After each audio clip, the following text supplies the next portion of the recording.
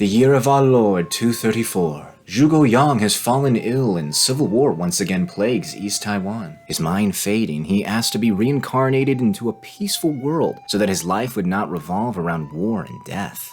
Boom! He's now a young man in modern-day hell. A couple of bros usher him into a club where he falls under the spell of someone who has no chance of being waifu of the season. Aww.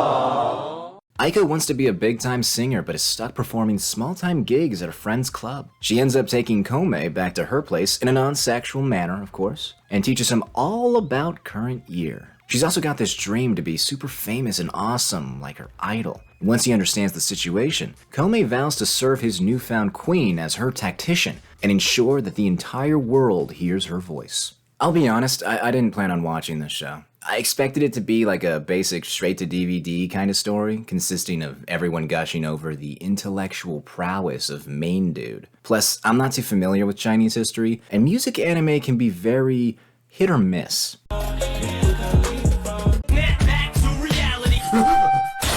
But like most of you, I heard that opening and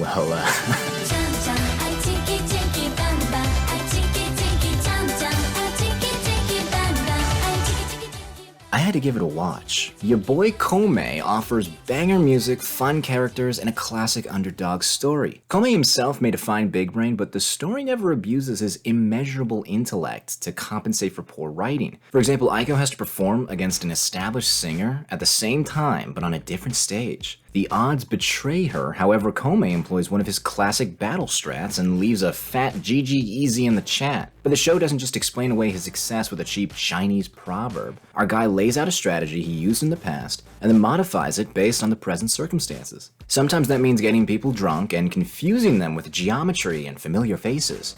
Other times it means doing a little trolling with the truth. Kome's strength lies in his prep work. Dude's like Batman, but Asian. He's got one of Aiko's simps doing field work for OnlyFans pics, and sometimes he'll just take a night on the town himself to gauge the club scene. The show plays the stuff for laughs, but it really makes the conflicts feel interesting. You know Kome's gonna win, but it's how he wins that make the episode. Not once has any of his victories felt like BS, which makes the explanations actually interesting. Some of the stuff he does is a tad questionable though, so I'm hoping that gets explored in the future. Luckily, things never get stale since the show jumps around to other characters from time to time. Episode 6 dedicates almost all of its runtime to a brand new character, Kaibe. He's a rapper suffering from success. He started rapping so that he could express himself, but somewhere along the way it turned into a nightmare for him. Every rap battle he won only made the next one more stressful. People started calling him a lyrical genius, and it took everything he had to live up to their expectations. The pressure kept building and building to the point of affecting him physically,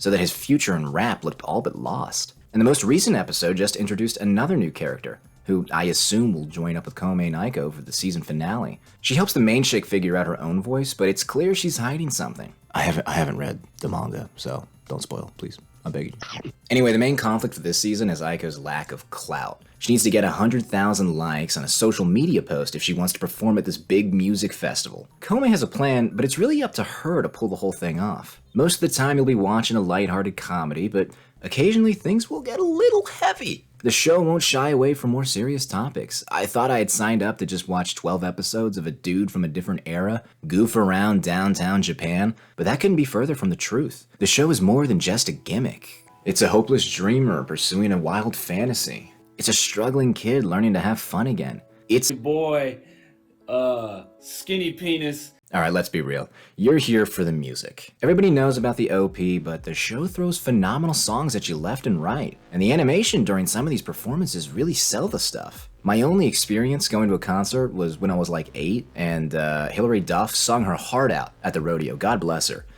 It sucked though because I had this ear infection and it made every note feel like a gunshot. I only got to hear like one song due to the immense pain.